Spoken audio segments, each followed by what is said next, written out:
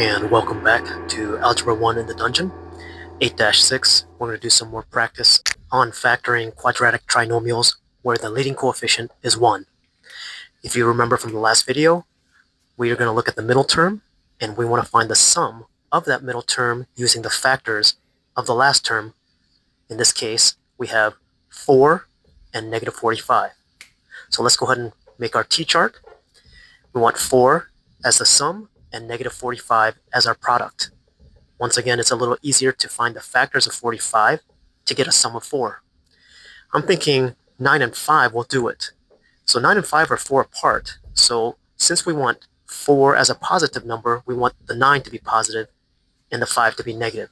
So our final answer is t plus 9, t minus 5, and we're done.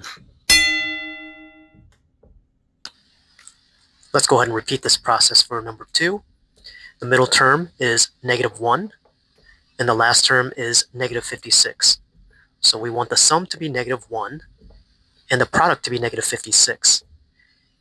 If I'm thinking about my times table, I'm thinking 8 and 7 are 1 apart, but we want the 1 to be negative, so negative 8 plus 7 equals negative 1. So therefore, our expression is m minus 8 and m plus 7, and we're done. Okay, and one last example.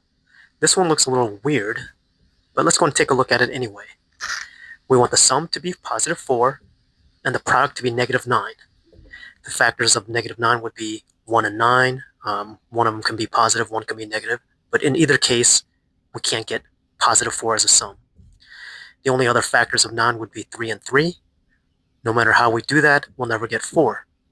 We've run out of options, so that means that there are no integer factors. So that means we can't factor this. And there are other methods to factor this, but we won't cover that today. So since we can't factor this, we're going to call this prime. Go ahead and circle your answer, and we are done. Now we flex and kiss the bicep. Good day.